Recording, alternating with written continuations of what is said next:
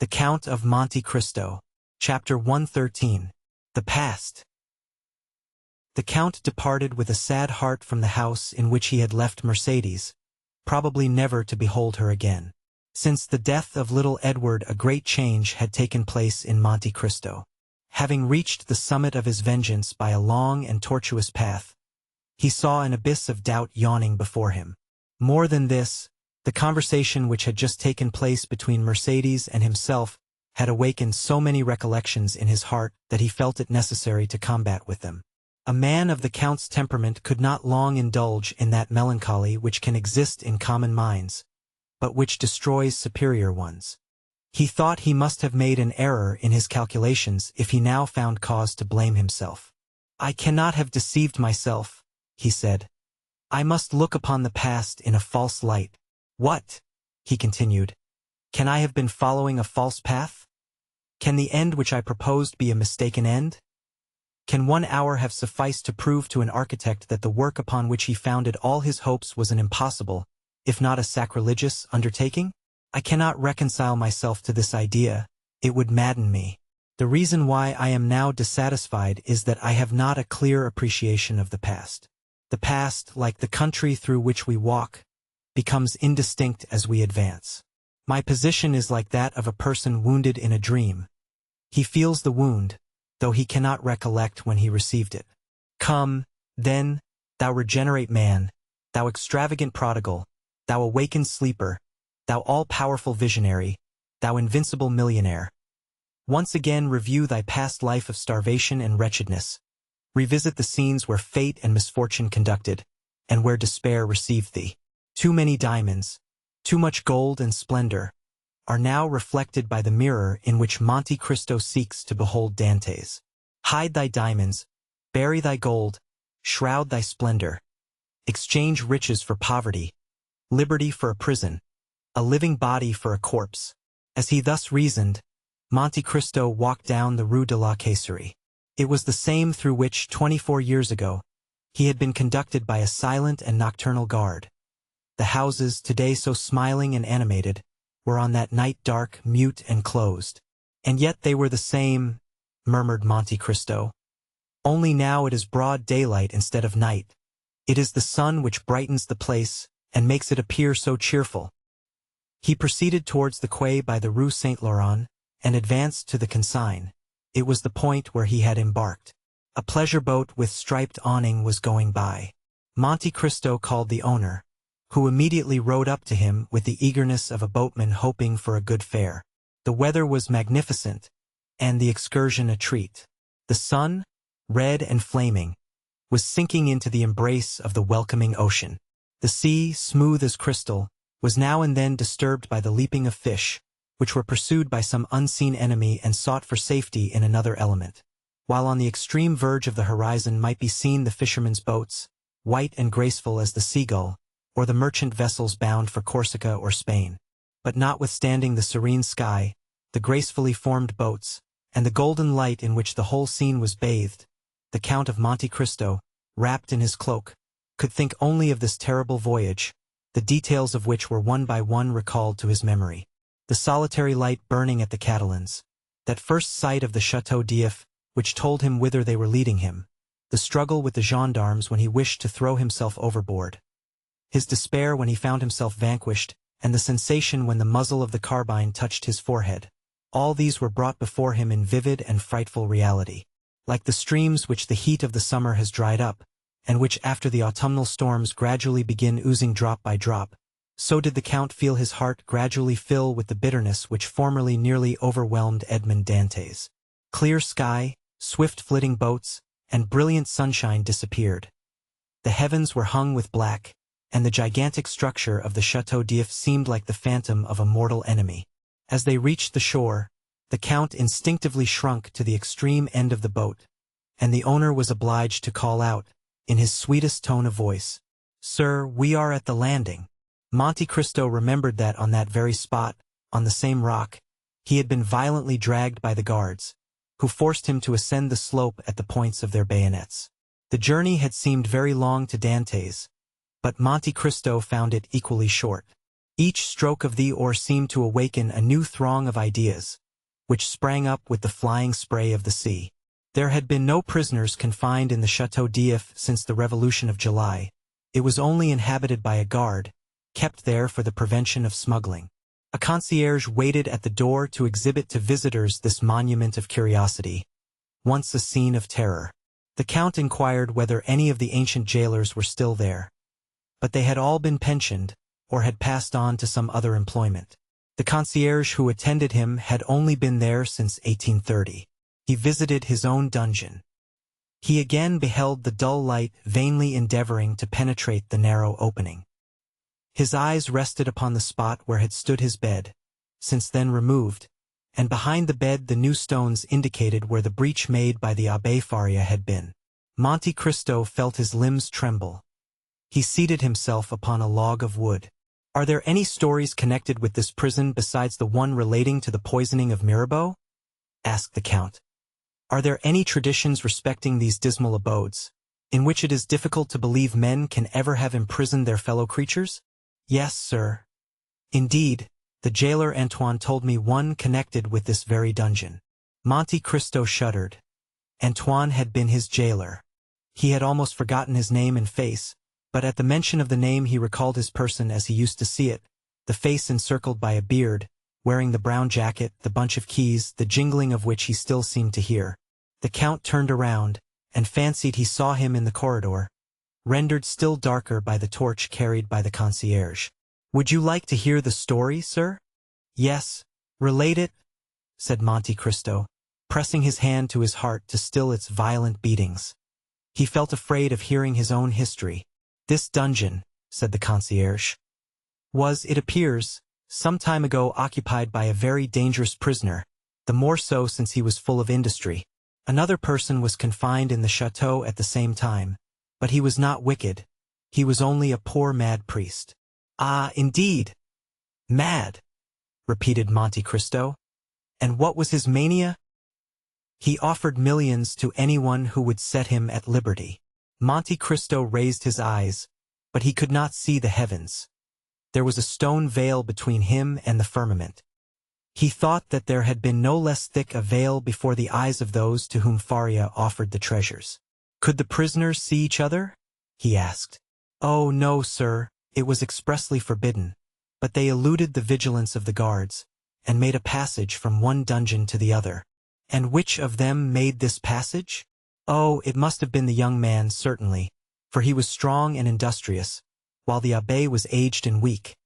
Besides, his mind was too vacillating to allow him to carry out an idea." "Blind fools," murmured the Count.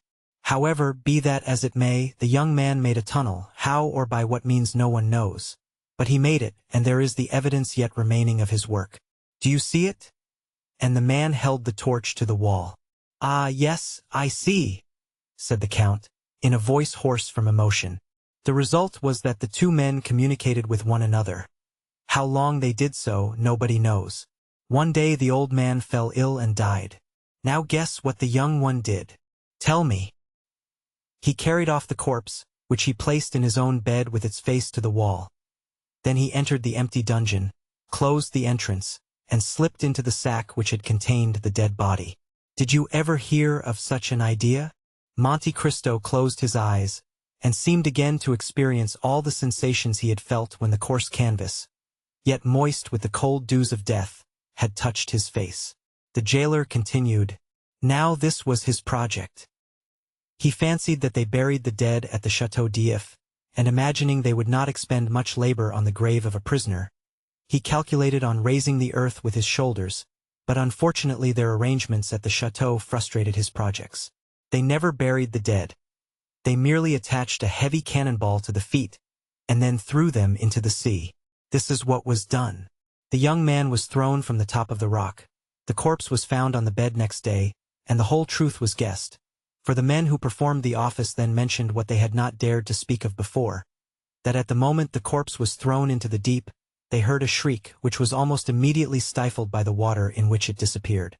The Count breathed with difficulty. The cold drops ran down his forehead, and his heart was full of anguish. "No," he muttered. The doubt I felt was but the commencement of forgetfulness. But here the wound reopens, and the heart again thirsts for vengeance. And the prisoner, he continued aloud, was he ever heard of afterwards? Oh no, of course not. You can understand that one of two things must have happened. He must either have fallen flat, in which case the blow, from a height of 90 feet, must have killed him instantly, or he must have fallen upright, and then the weight would have dragged him to the bottom, where he remained. Poor fellow! Then you pity him? Said the Count. Ma foi, yes, though he was in his own element. What do you mean? The report was that he had been a naval officer, who had been confined for plotting with the Bonapartists. Great is truth, muttered the Count. Fire cannot burn, nor water drown it. Thus the poor sailor lives in the recollection of those who narrate his history. His terrible story is recited in the chimney corner, and a shudder is felt at the description of his transit through the air to be swallowed by the deep. Then, the Count added aloud, was his name ever known? Oh, yes, but only as number 34. Oh, Villefort, Villefort, murmured the Count. This scene must often have haunted thy sleepless hours. Do you wish to see anything more, sir? Said the concierge. Yes, especially if you will show me the poor abbé's room. Ah, number 27. Yes, number 27. Repeated the Count, who seemed to hear the voice of the abbé answering him in those very words through the wall when asked his name. Come, sir. Wait, said Monte Cristo. I wish to take one final glance around this room. This is fortunate, said the guide. I have forgotten the other key. Go and fetch it. I will leave you the torch, sir. No, take it away. I can see in the dark. Why, you are like number 34. They said he was so accustomed to darkness that he could see a pin in the darkest corner of his dungeon. He spent 14 years to arrive at that, muttered the Count. The guide carried away the torch. The Count had spoken correctly. Scarcely had a few seconds elapsed, ere he saw everything as distinctly as by daylight. Then he looked around him and really recognized his dungeon. Yes, he said. There is the stone upon which I used to sit. There is the impression made by my shoulders on the wall. There is the mark of my blood made when one day I dashed my head against the wall. Oh, those figures, how well I remember them. I made them one day to calculate the age of my father, that I might know whether I should find him still living, and that of Mercedes, to know if I should find her still free. After finishing that calculation, I had a minute's hope. I did not reckon upon hunger and infidelity. And a bitter laugh escaped the Count. He saw in fancy the burial of his father, and the marriage of Mercedes. On the other side of the dungeon he perceived an inscription, the white letters of which were still visible on the green wall. "Oh God!" he read. "Preserve my memory." "Oh yes," he cried. "That was my only prayer at last. I no longer begged for liberty but memory. I dreaded to become mad and forgetful. Oh God, thou hast preserved my memory. I thank thee, I thank thee." At this moment the light of the torch was reflected on the wall. The guide was coming. Monte Cristo went to meet him. "Follow me, sir." And without ascending the stairs the guide conducted him by a subterraneous passage to another entrance. There, again, Monte Cristo was assailed by a multitude of thoughts. The first thing that met his eye was the meridian, drawn by the abbé on the wall, by which he calculated the time. Then he saw the remains of the bed on which the poor prisoner had died. The sight of this, instead of exciting the anguish experienced by the Count in the dungeon, filled his heart with a soft and grateful sentiment, and tears fell from his eyes. "This is where the mad abbé was kept, sir, and that is where the young man entered." And the guide pointed to the opening, which had remained unclosed. "From the appearance of the stone," he continued, "a learned gentleman discovered that the prisoners might have communicated together for 10 years. Poor things! Those must have been 10 weary years. Dantes took some louis from his pocket, and gave them to the man who had twice unconsciously pitied him. The guide took them, thinking them merely a few pieces of little value. But the light of the torch revealed their true worth. "Sir," he said, "you have made a mistake. You have given me gold. I know it." The concierge looked upon the Count with surprise. "Sir," he cried, scarcely able to believe his good fortune, Sir, I cannot understand your generosity. Oh, it is very simple, my good fellow. I have been a sailor, and your story touched me more than it would others. Then, sir, since you are so liberal, I ought to offer you something. What have you to offer to me, my friend? Shells? Straw work? Thank you. No, sir, neither of those. Something connected with this story. Really? What is it? Listen, said the guide. I said to myself, something is always left in a cell inhabited by one prisoner for 15 years. So I began to sound the wall. Ah!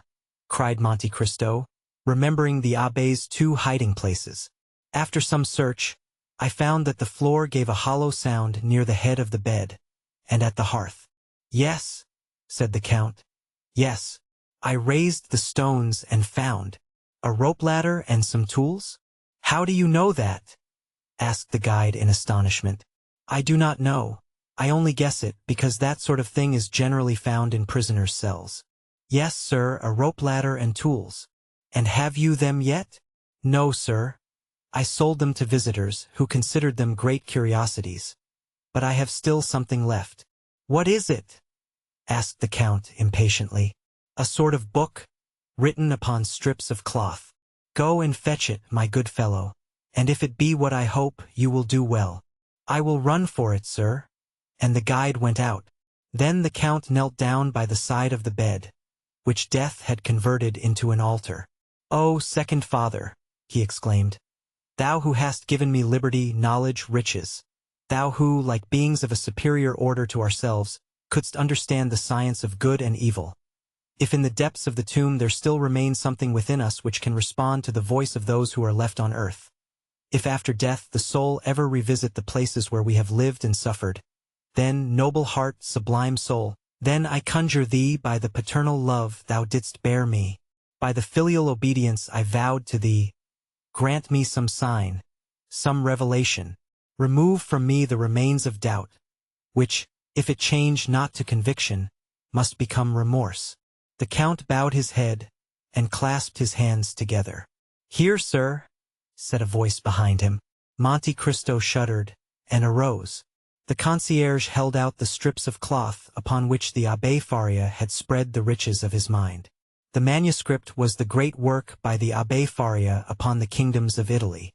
The Count seized it hastily. His eyes immediately fell upon the epigraph, and he read, "Thou shalt tear out the dragon's teeth, and shall trample the lions under foot, saith the Lord." "Ah," he exclaimed, "here is my answer. Thanks, Father, thanks." And feeling in his pocket, he took thence a small pocketbook, which contained 10 banknotes, each of 1,000 francs. "Here," he said, "take this pocketbook. Do you give it to me?" "Yes, but only on condition that you will not open it till I am gone." And placing in his breast the treasure he had just found, which was more valuable to him than the richest jewel, he rushed out of the corridor, and reaching his boat, cried, "To Marseilles!" Then, as he departed, he fixed his eyes upon the gloomy prison. "Woe," he cried, "to those who confined me in that wretched prison, and woe to those who forgot that I was there." As he repassed the Catalans, the Count turned around and burying his head in his cloak murmured the name of a woman. The victory was complete. Twice he had overcome his doubts. The name he pronounced, in a voice of tenderness, amounting almost to love, was that of Haydée. On landing, the Count turned towards the cemetery, where he felt sure of finding Morel. He, too, 10 years ago, had piously sought out a tomb, and sought it vainly. He, who returned to France with millions, had been unable to find the grave of his father, who had perished from hunger. Morel had indeed placed a cross over the spot, but it had fallen down and the gravedigger had burnt it, as he did all the old wood in the churchyard. The worthy merchant had been more fortunate. Dying in the arms of his children, he had been by them laid by the side of his wife, who had preceded him in eternity by 2 years. 2 large slabs of marble, on which were inscribed their names, were placed on either side of a little enclosure, railed in, and shaded by 4 cypress trees. Morel was leaning against one of these, mechanically fixing his eyes on the graves. His grief was so profound that he was nearly unconscious. "Maximilian," said the Count. "You should not look on the graves, but there," and he pointed upwards. "The dead are everywhere," said Moral. "Did you not yourself tell me so as we left Paris?" "Maximilian," said the Count, "you asked me during the journey to allow you to remain some days at Marseilles. Do you still wish to do so?" "I have no wishes, Count. Only I fancy I could pass the time less painfully here than anywhere else." "So much the better, for I must leave you. But I carry your word with me, do I not?" "Ah, Count, I shall forget it." "No, you will not forget it, because you are a man of honor, Moral, because you have taken an oath, and are about to do so again." "Oh, Count, have pity upon me. I am so unhappy. I have known a man much more unfortunate than you, Moral." "Impossible!" "Alas," said Monte Cristo, "it is the infirmity of our nature always to believe ourselves much more unhappy than those who groan by our sides. What can be more wretched than the man who has lost all he loved and desired in the world? Listen, Moral, and pay attention to what I am about to tell you. I knew a man who, like you, had fixed all his hopes of happiness upon a woman. He was young. He had an old father whom he loved, a betrothed bride whom he adored. He was about to marry her when one of the caprices of fate, which would almost make us doubt the goodness of Providence, if that Providence did not afterwards reveal itself by proving that all is but a means of conducting to an end. One of those caprices deprived him of his mistress, of the future of which he had dreamed, for in his blindness he forgot he could only read the present, and cast him into a dungeon." "Ah," said Moral, "one quits a dungeon in a week, a month, or a year." "He remained there 14 years, Moral," said the Count, placing his hand on the young man's shoulder.